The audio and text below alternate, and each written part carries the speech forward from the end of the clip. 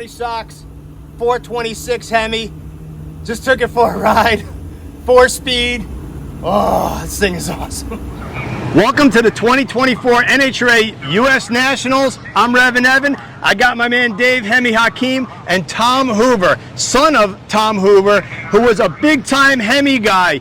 He had his hand in building this car, building the Hemi engine, and getting it out on the racetrack. I know this is something a little bit different for my channel, but it's not every day that I get my hands on a 1968 Hemi Cuda, the Mule. Kind of like the Cobra Jet mules, but this one is a Chrysler. It's a Mopar. And I do dig me some Mopars. So I'm surrounded by Mopar guys. I'm going to let them take over, and we're going to take a look at this awesome piece of drag racing history. Hi, I'm David Hakeem, and we're at the 70th Annual NHRA U.S. Nationals for the 2024 Sox and Martins Hemi Challenge. Here with us is Tom Hoover Jr., the son of the godfather of the 426 Hemi, Tom Hoover Sr. Tom Hoover was the lead engineer back in the 60s and 70s and developed the iconic 426 Hemi, but he did more, worked in Chrysler's race group. Tom Hoover designed, developed, and got the 1968 Superstock Hemi Barracuda Mule going. And we have the original Mule Car, the prototype, the OG, the Job 1 right here at Indy. What makes the 1968 Superstock Hemi Barracuda Mule Car special, it proved that Chrysler Engineering could take the baddest engine at the time, the 426 race Hemi, cross-stand race Hemi, and put it in the new revised A-body platform. Because in '67, Chrysler changed the A-body. They're going after the baddest class at the time, which at the time was Superstock B. Superstock A was reserved for some other wild car that never came. So these cars were originally classified in Superstock B. Then, in 1970, they got moved into A or A automatic. Well, what makes this car unique? It's, you see, it's one that uses acid-dip components, lightweight glass. They had to move the master cylinder over to clear the valve cover. There's so many hand-built parts on this car, yet most of this made in production. When the program got approved in basically late winter of 1968, the cars left Dodge, Maine, hand-tramic assembly, partially finished. And then, via tow truck, would get towed over to the Hearst Modification Center in Madison Heights, Michigan. There, the technicians would install the Hemi, modify the shock towers, raise the wheel wells on the darts, and do all sorts of things. But again, these cars are so unique. Another thing, what axles did they use? Well, you Mopar guys know, well, you know, A-bodies had 4-inch, 5-on-4-inch bolt patterns. Not these cars. Chrysler originally put a B-body Dana for 4-speed cars or B-body 8 3/4 for automatic cars, and they used a disc brake with the big bolt pattern. These cars are so unique and so rare, and even today, it's nice to come here to Sox and Martin Hemi Challenge and see them compete today. But if you ever want to know what was the original car like, the OG, the Mule, what started, it was this. It was Tom Hoover and his merry band of engineers working out of the clandestine Woodward garage there in Detroit, piecing this car together to get it done in time to dominate NHRA Superstock competition. What do you love about Hemis, the shootout? There's something about these cars that just speaks to you. What is that? I guess the first time I seen that dart run over Mason-Dixon Dragway, probably in 1974, I'm going, yeah. You had to have a Hemi. Yeah, I had a 340 4-speed Duster back then, and I'm going, yeah. So I guess then started building one in 1988, my first car, and then from there on, you've seen how many I've built since. That's true. You've had a lot of cars. You are as passionate about Hemis and 68 and a half darts and Cudas as anybody out here. You guys have the awesome shirts. You bring the team. You get into the whole vibe, and clearly some of the best looking cars. Tell us about the paint. You guys always come out with cool names and cool paint. Well, you know, I knew that the stick cars are definitely faster than automatics. And I said, I've been coming to a gunfight with a knife for the last few years. So I said, I'm going to build one of these. So I actually found a pretty good one and built it. And Travis just put the beautiful paint on it. I did name it. I said, Fish Stick, yes. Well, it totally works. And so how many hours does it take to paint one of these cars? That's always a question I get. Well, I mean, Travis does it all. I mean, he can do anything, but like time it's in the sealer to completely done, double clear coated with all the lettering and stuff, he has about 250 hours in it. Man, that's a lot. That's a lot. And he just comes up with the designs? Yes, and he'll tape that whole car out. I mean, completely, and then just start masking and start coloring. It's amazing to see. And he hand letters as well. He hand letters. He does the gold leaf. Just spectacular. No one better. That's awesome. So, tell me a little bit about your engine builder. We'll get him on camera next. I think we heard of that guy. Yeah, he's pretty famous. I mean, in 2009. This is like our 15th year. That's what I told Jason. After 15 years being together, I said that's a pretty good gift I gave you, didn't it? But no, he's a sportsman racer at heart, even though he was a pro. And now, with him being out of the pro stock, he has the time to dedicate it to the engine program and the cars. Right. And as you can see, we went a 42 in the heat. Yeah, that was a heck of a pass. Yeah. It was, it was a little bit better yesterday. I mean, Comella went a 44 earlier this morning, and we went a 46, and then come out here tonight and went a 42. I mean, of course, I think I'm probably one of the older ones here, and so I read it bad, and I wanted a perfect picture of Jason. Of course, I didn't have enough brake pressure, and the car took off. But that's all right. It rolled the beams a little bit. It might have been a little bit better, more there, but we'll take it. Yep. So you're sitting good for eliminations, and we wish you luck out there. I appreciate it, Evan. Good talking to you. So, David, how did they go from testing and getting the car ready to putting them in the hands of racers? So basically, the test took place. They had 2 early test sessions. They had a test at Carlsbad to basically ring the car out. Then they had a test the following week at Irwindale. It was tied into a media event / Chrysler test day for the racers prior to the 1968 Winter Nationals. They learned a lot. They learned a lot about steering geometry, and the lead engineer, along with Mr. Hoover, was Bob Terozzi, a younger engineer that basically figured out a way to make the steering geometry work on these cars, because they're kind of like, in a way, hacked up a little bit when they left. It was all piecemeal. Unlike the 67 cars, 65 cars, and 64 Hemi package cars, which use basically production K-member steering components and so forth. This car was a challenge to build for Chrysler, but they learned a lot from this car. I think that also shows the commitment that the corporation had to go fast and change things. They had to make special parts, they had to do things differently, and they didn't shoot for some middle-of-the-road kind of outcome. And this car is not a standard outcome. It's still top of the food chain. When these cars made their debut, it wasn't until April of 1968.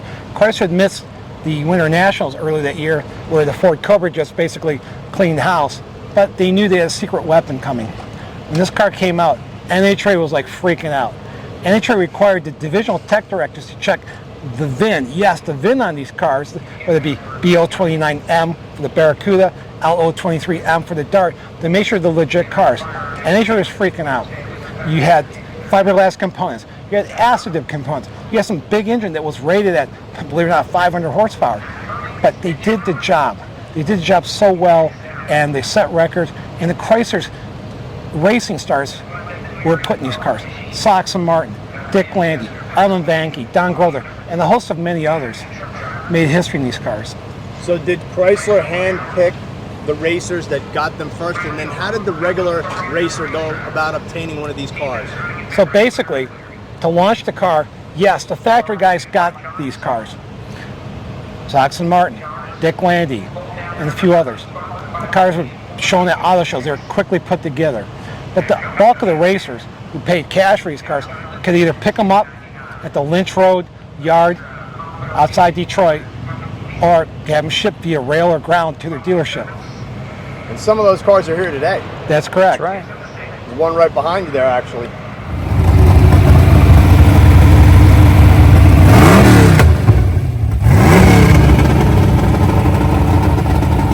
George Baptiste, at 92 years old. Everybody knows George as one of the original owners of a 68 and a half Hemi Barracuda. And you are sitting in the Mule Car. Right. I never thought I'd ever have a chance to sit in this car. This was my inspiration. I seen it on a magazine on the cover. I said, boy, I would want to own one of those. And I turned around and bought one. And you've had it ever since? Ever since 1968. I didn't race it until 93, I think. 93. So is this the first time of you even seeing this mule car in person? In person, yes. This Wow. is the only time I've seen this car in person. I says, I love it. And what are you feeling right now? Oh, awesome. Awesome. This car is awesome. This is where it all came from. This car. Unbelievable. I never thought I'd ever sit in it. What does a Plymouth Hemi mean to you? Everything. Mopar is everything to me. I'm a Mopar racer from the get-go. I will never drive anything else but a Mopar. I buy Dodges, Mopar. My dad, when I was a kid, he told me, he said, Sonny, if the Army can use a Dodge, you can use a Dodge. And I always bought a Chrysler product. I never owned anything else. So we're at the 70th anniversary of the U.S. Nationals, the Sox and Martin Hemi Challenge. And are you having a fun time? I have a ball. I'm having a ball. I was impressed that I was invited to come here, and it's been awesome. You've been in the Hemi parade, you were in the photo shoot, all the heroes are here. I mean, what does that mean to you? Oh, it's the first car out. It was beautiful. I never thought that would ever happen in my lifetime. And I'm so honored. Believe me, I'm so honored that they took the preparation to set me up in all this. I thought it would never happen. I see the way you're hanging on to that steering wheel. I bet you'd like yeah. to make a pass in this thing, Oh huh? my God. You know something? Let me tell you, I had one of these and that. And the car was so violent, it came apart. It came apart. So that's why I got that other steering wheel. It came apart. I had one of these in that car. We would do wheels and I would pull on this thing like that and it came apart. That's amazing. Well, thank you so much for giving us some time, and I'm glad you're enjoying this so much. Okay, thank you for having me. Believe me. Thank you for having me. Obviously, it's got the, Plymouth branding on it. Now, did Dodge do a similar car? No, only Plymouth. So this car is unique. This car began life as a 1967. It was like a department car, if you will. And they grabbed it from the fleet, the marketing fleet. It was originally a 67 Formula S. So you see it's got the higher line simulated wood grain door trim. It's got the bumperettes. So they had to get a car. So he took this car and began the modification. Yes, it got updated with the 68 taillights and 68 grille. He also learned a lot about how to reduce weight. You want to get the weight around 3,000 pounds. When we put a Hemi in anything, obviously it adds weight because the Hemi still maintained iron block, iron heads. Only intake manifold was, either aluminum or magnesium, depends on who you talk to. Probably the supplier was. And this is the actual mule car This is the one. that they used. Correct. How many were there? A total build, I would probably say the total build between Darts and Barracuda varies. There's no real numbers. The minimum build was 50 Darts and 50 Barracudas to legalize the car for Superstock. Chrysler built more. There's such a demand for them. So the numbers actually hover around 70. And is this the only mule car that exists? This is the only one. This has been documented and it's the real deal. Not a clone, not a tribute, the real car. We're with Jason Line, three-time NHRA Pro Stock World Champion and one-time NHRA Stock Eliminator Champion, and now you're driving in Super Stock, and you're driving a Hemi stick car. What's that like? That's pretty cool. I mean, it's one of the coolest cars ever built, so super appreciative of Herb McCandless putting this whole deal on. It's a great tribute to Sox and Martin, and I'm honored to be part of it. So you've been teamed up with the legendary Bucky Hess, who, when it comes to these super stock Hemi cars, is truly an iconic guy. His paint jobs, his fast cars. He's been a former champion of the Sox and Martin Hemi Challenge. And now you got your hands on the shifter and you got an opportunity to go out and do it yourself. What's that going to be like tomorrow? Yeah, super cool. I'm excited. Like I say, it's a great opportunity, and I'm happy to get back to racing. It's been a while for me, so a lot of fun to be in the car again. So take us through a little bit of a run. What's it like driving a Hemi stick car compared to a Pro Stock car? Oh, well, it's a little slower and one less gear to shift, so it's not hard to drive. It's fun. it's actually really nice to drive. It feels very stable. It's a very cool car, and you know, it's as far as iconic muscle cars go, there's nothing. It's a Hemi. I mean, there's nothing like a Hemi. Tom, knowing that your dad literally laid his hands on this car, worked on it, helped tune it, helped build it, helped design it, what do you feel when standing here looking at it? It's a great connection to the past. It mattered then, they took it seriously, and it matters today at Indy. People came to see those cars run today because they're different, and they're still the top of the food chain. Did you expect to see this car here? I didn't. No, I didn't know it was going to be here. Oh, that's amazing. So yeah, it's interesting. You got to be getting pretty emotional over it. Oh yeah, it's great. And of course, being the prototype car, there are some components on this car that didn't go into production. It has the Porsche bucket seats. The original cars used the lightweight A100 Bostrom seats, but still has the Hurst dual gauge shifters. Automatic cars have dual gauge, 4-speed cars have the regular 4-speed with lockout. But it's basically, this is it. This is the template. This is, as they would say, proof to concept that it could be done. It would win races, and that's what sold Chrysler management. What is the rear suspension, David? Basically, super stock leaf springs. Again, if it's an automatic car, it's an 8 3/4 standard length B body, so it's got the bigger bolt pattern, drum brakes, and super stock springs. If it's a 4-speed car, B body Dana 60. All right, you ready? Roll. So here we have the basic engine package, the 426 cubic inch race Hemi. Okay, what makes it a race Hemi? Well, the first thing you're going to notice is a magnesium cross-ram intake with twin Holley 770 CFM carburetors. But yes, it's got vacuum secondaries on it. Underneath the intake is a solid lifter valve train with a solid lifter cam producing, that makes about, well, let's say the lift is about 550, duration is probably over 300. Compression ratio 12.5 to 1 with pop-up pistons. The cylinder heads are still a cast iron head, really nothing trick there. And actually, if you call them production super stock cars that got built at Hurst, they actually use just the black wrinkle valve covers. Chrysler's trying to obviously control cost on the overall package. So Hurst had realized, along with Chrysler Engineering, to fit this engine in the A-body. Now remember, 67, Chrysler changes the A-body, so now it can accept the big block. Well, if it can accept the big block, it can accept the Hemi, but the Hemi's wider than a 383 or 440. They had to modify the shock tower on the passenger side and massage it to make it fit. That's the king. That's the engine and the car. That's why people are here today. And this is the original one. This is the car that started it all. There's so much history with this car, not just in Mopar history, in drag racing history. We're here with Chuck Comella. His son Steve is the #1 qualifier, won first round here in the Sox and Martin Hemi Challenge. Chuck, you've got a passion for these Hemi cars. You bought one new that you guys still race, not this car, but another one. That's correct. What do you love about this stuff? The competition, no doubt. That's what it's all about, trying to be better than the other guy. You guys are pretty driven. You come out, you run fast. And We work hard at it. Steve does.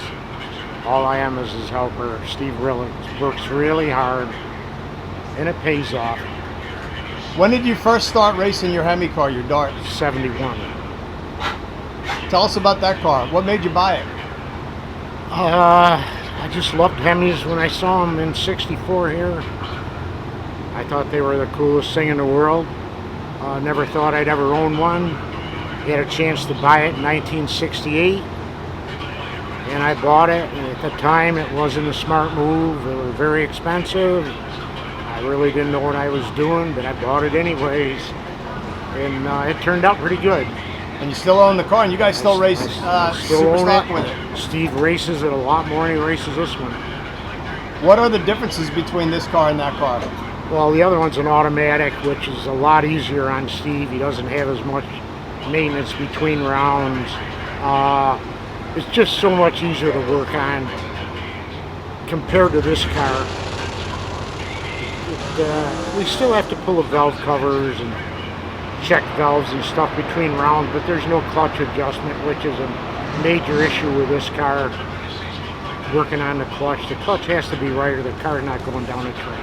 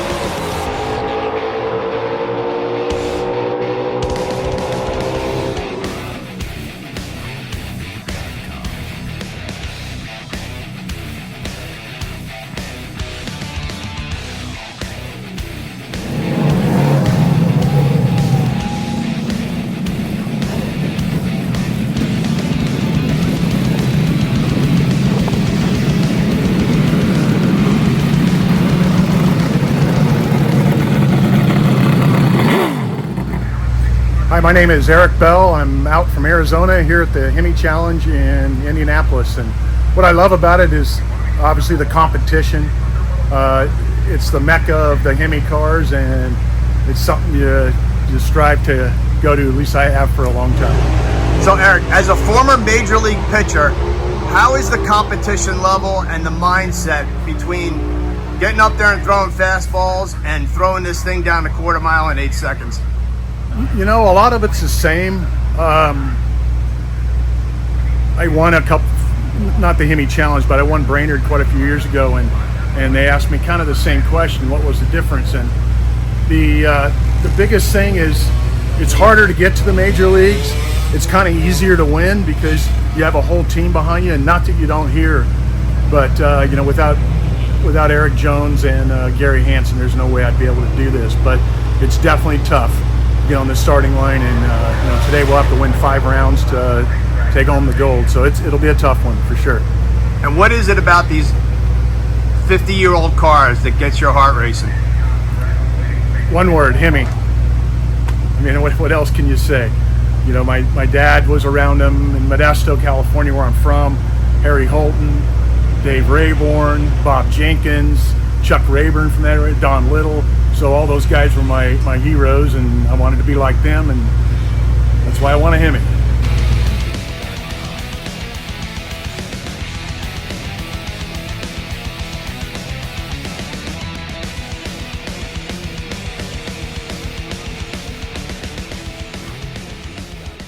Steve, in years past, you know, this how many wins now? 4. Fourth Fifth win. straight final.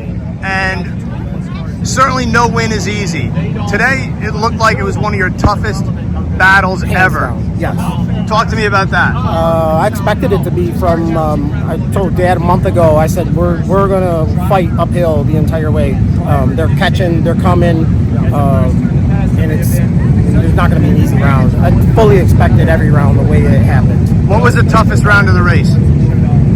Toughest round of the race. No, I mean they were all the same. They were all a pain in the ass. They were all hard. That was my lucky round. I was junk on the tree. That was not planned. No, I knew I had to be on it every round. That plan was to be 20 on the tree. No laying back. Not with these guys. And it's just you and your dad who come out. Just me and Dad. Talk to me a little bit about that. Wouldn't have it any other way. You can keep all your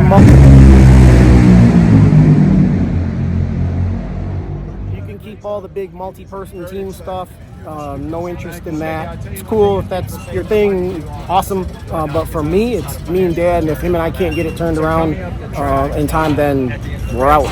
Did it mean anything special knowing that Buddy Martin, Herb McCandless, your dad, some truly guys who've been doing this for so long with this Hemi, and now you just are proven to be the dominant guy in this time? I mean, if I'm not here, if they're not here. So if those guys aren't doing it 60 years ago, then I'm not standing here. So yeah, it's got to be special winning in front of those guys, though, and seeing all the hype this year, everything the McCandless have done. Pretty cool. Thank you to those guys. Seriously, sincerely, it was done much better than I thought it was going to be, just because it came together in such short order. But they did a fantastic job. Awesome. Thank you to those guys. Well, congratulations and thank you. Thank you.